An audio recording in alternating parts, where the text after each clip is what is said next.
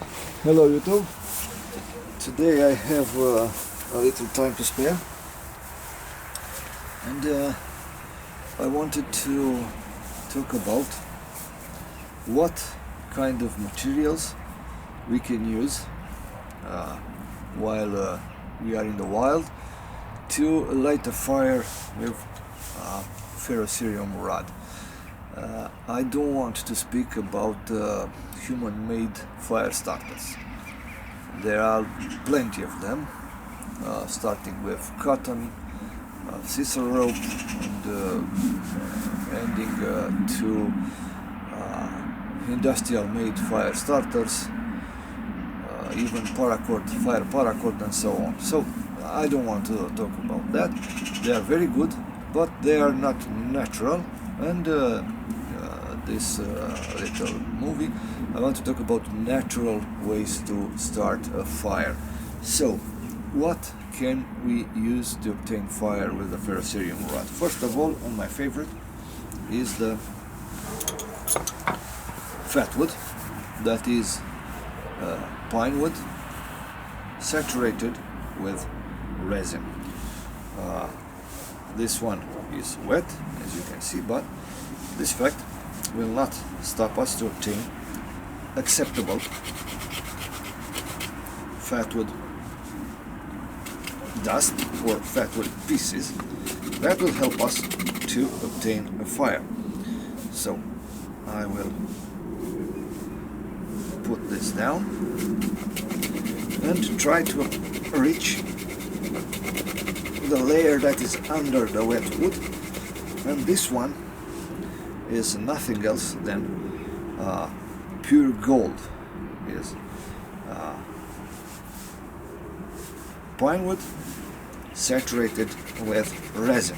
So we will obtain a quantity of this kind of wood.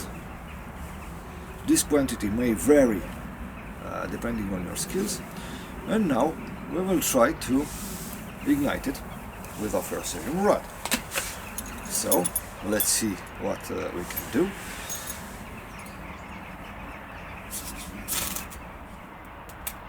You can see almost immediately we have obtained fire, and that's it. Even if this piece, this part of the fat wood was wet. What is good to remember, even wet, this will produce this fat wood that is very good fire starter. The water cannot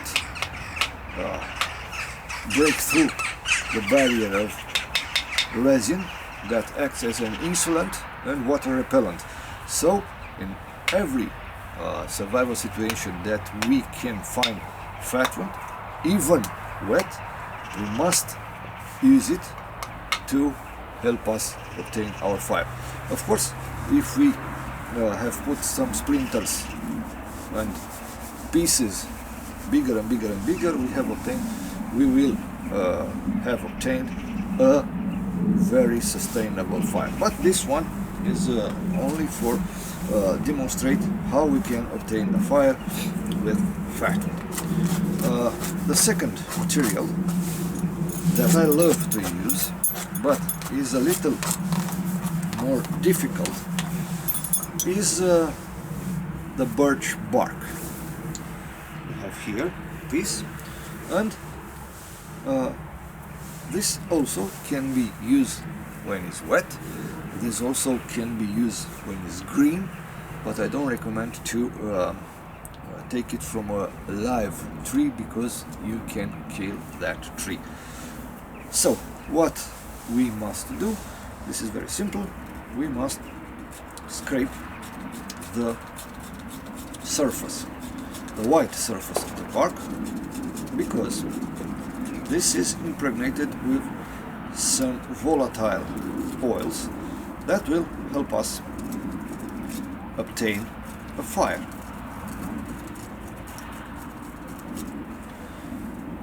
The problem with this material is that we produce dust, and if we have some wind, this dust will not stay put as well as the scrapings of fat wood, who are more heavy and more difficult to be blown.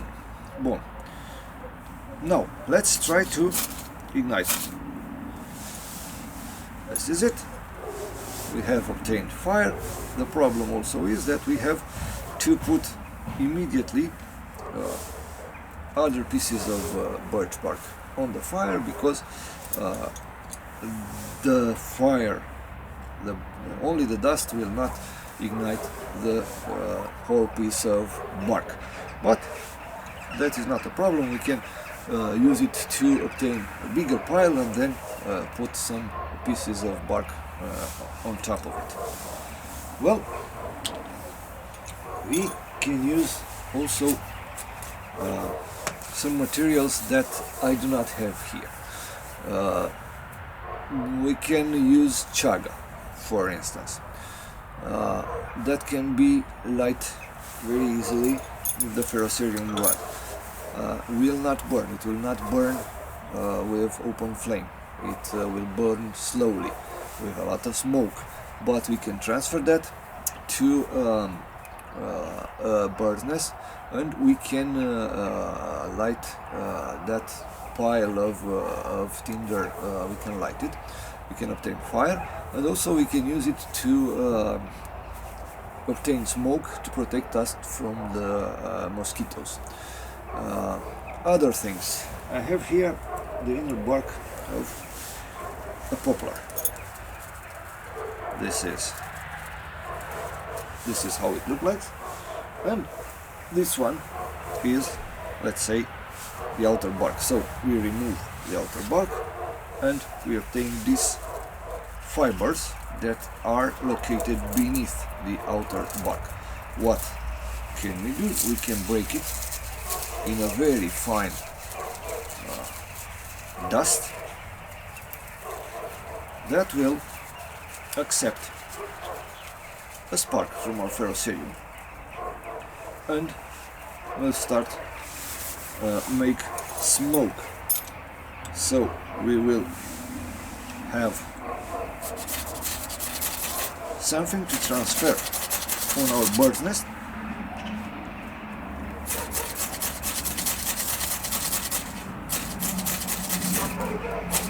As you can see, there are some embers there that can be transferred to, you see smoke, can be transferred to a bird's nest. This pile of poplar in the bark is rotted and is a little too far gone, as you can see, and my opinion is not very dry. It's a little wet, but as you can see, we can obtain some embers and then we can transfer them to a bird's nest. What else can we use? We can use cattail fluff pressed between two woods and then lighted with this. It will burn not with the open flame, it will burn slowly, but it will permit us to transfer the embers on a bird's nest and obtain flame. Also, we can use the flowers of different plants that resist even in the winter, and we can light it with this ferrocerium. The disadvantage is that they will burn very quickly, and so we must have our fire material at the ready and put it very quickly on the fire. Also, we can use dry grass. I don't have here, I have some grass, but it is not dry. I don't know, something like that. This is not dry, it's very moist, so I will not use it, but if we find this kind of material, we can use it. If it's dry, especially the leaves, we can use it to obtain fire. The leaves that are a little like this, a little bigger, a little, and processed a little to obtain some fibers and some dust, and we can obtain a ball of something like this that will accept a spark from the ferrocerium rod. Well, one of my friends told me, alright, there are all very good items, but what if you don't find nothing on the field? That means you cannot make a fire. Well, I don't agree. I'll show you why. In every forest, everywhere, we will find deadwood. So, we must split it, and inside, whatever the quantity of water, inside we will find dry wood. Now, depending on the weather, on the climate, we are not compelled to split logs like our foot, our thighs thick. We can obtain in my region dry wood, even if we have a piece of wood, a dead standing that is in circumference like that. So what can you do with that dry wood? You can make feather stick. What is feather stick? Probably you know, is something like that. I did not make it right now. I don't want to annoy you, but this is what looks like the feather stick. So we have a dry wood, we split it, we obtain these pieces that are dry, we obtain feather stick, and now we can light it with our ferrocerium rod.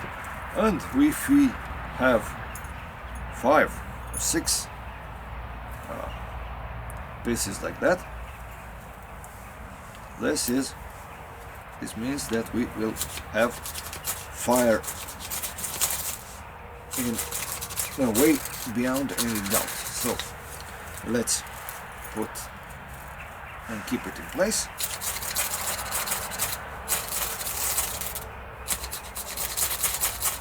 And we have to be patient, but this is it. Now we have obtained some fire.